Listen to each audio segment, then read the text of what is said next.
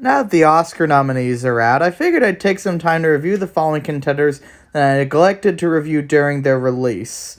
On Instagram, I mean. Sometimes I go through a creative drought and I just can't bring myself to review it, so here I am making up for lost times.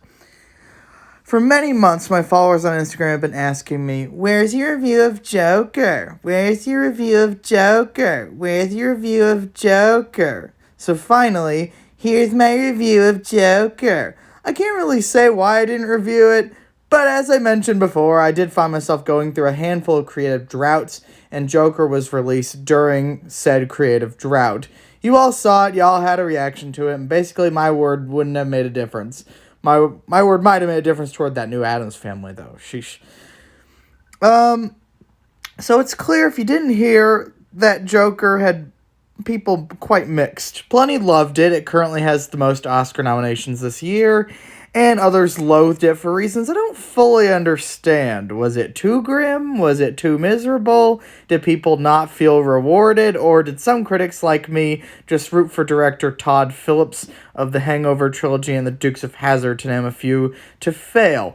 Or people just didn't want to inspire violence. This film gained controversy before people had actually seen it, which is quite silly. And once you do see it, you realize that it is really quite silly. Yes, I admit that I'm iffy on Phillips as a filmmaker, but I can't deny him of what he's done here. I found Joker to be a gripping, miserable ride.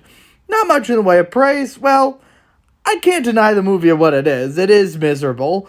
But I also happen to enjoy miserable movies, and this movie is a real bummer. But it's haunting in how miserable it is, and not only effective, but real. Joker is essentially the tale of a man pushed to his limits. A man who, every day, is chewed up and spit out by society without justice, and to the point where he's pushed to madness. It's not a film that encourages violence, but rather, it's a somewhat disturbing cautionary tale of what we do when we push people to violence. It often feels like a homage to some of Scorsese's finest works, such as Taxi Driver and The King of Comedy. And I don't know if you knew this, but Scorsese's name was originally somewhat attached to this, so I guess the homages make sense. And I really just love the look and the atmosphere of this film. Just all the production values here are really marvelous, and it's a form of Gotham City that I find really interesting, and I also find its addition to the Batman mythology interesting, though apparently Joaquin Phoenix wasn't that into that either. But the glue holding it together is a performance from one of my favorite actors, who I just mentioned, Joaquin Phoenix.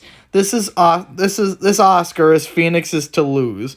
Phoenix is really marvelous here as Arthur Fleck, a man we pity and fear for, while also being afraid of him, and yet even as he's unraveling and we fear for the worst, it would be hard to deny him of sympathy, because we, society, brought him there. Frankly, I do think Joker is one of the year's finest films.